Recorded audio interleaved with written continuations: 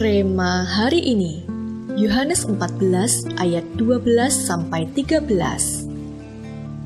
Aku berkata kepadamu, sesungguhnya barang siapa percaya kepadaku, ia akan melakukan juga pekerjaan-pekerjaan yang aku lakukan, bahkan pekerjaan-pekerjaan yang lebih besar daripada itu.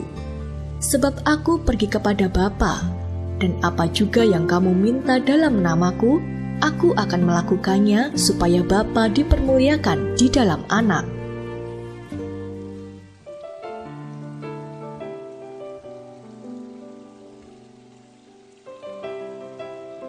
From Zero to Hero.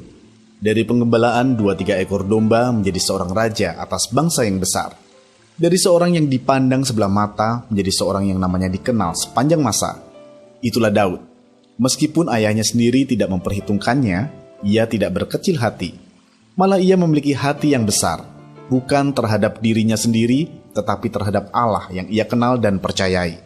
Dengan kebesaran hati itulah, ia berhasil mengalahkan Goliat yang bagai raksasa menginjak-injak bangsa Israel. Mengapa Daud bisa melakukan hal yang tidak sanggup dilakukan bahkan oleh tentara Israel yang paling terlatih dan berpengalaman sekalipun? Semua itu karena Daud senantiasa bergaul erat dengan Allah.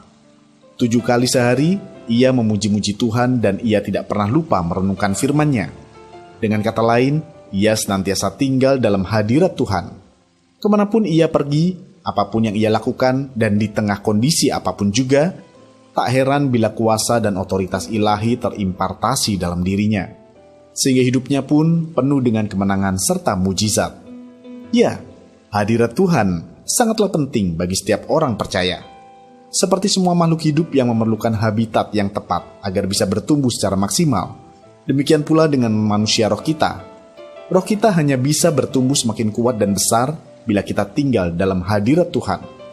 Saat roh kita terus bertumbuh dalam hadirat Tuhan, kita akan mengalami peningkatan rohani, sehingga kita pun dapat melakukan perkara-perkara besar yang membawa kemuliaan bagi nama Tuhan. Seberapa banyakkah Anda tinggal dalam hadirat Tuhan setiap harinya? Mengapa ada kuasa dan otoritas ilahi dalam hadirat Tuhan? Bagaimana Anda bisa senantiasa tinggal dalam hadirat Tuhan? Bapa yang baik, kami mau terus tinggal dalam hadirat-Mu, bahwa kami semakin mendekat dan melekat kepadamu, agar roh kami senantiasa dipenuhi oleh keilahian-Mu, dan kami pun boleh mengerti kehendak-Mu dan beroleh kuasa untuk melakukannya. Di dalam nama Tuhan Yesus, kami berdoa. Amin. Ada kuasa dan otoritas ilahi ketika kita senantiasa tinggal dalam hadirat Tuhan.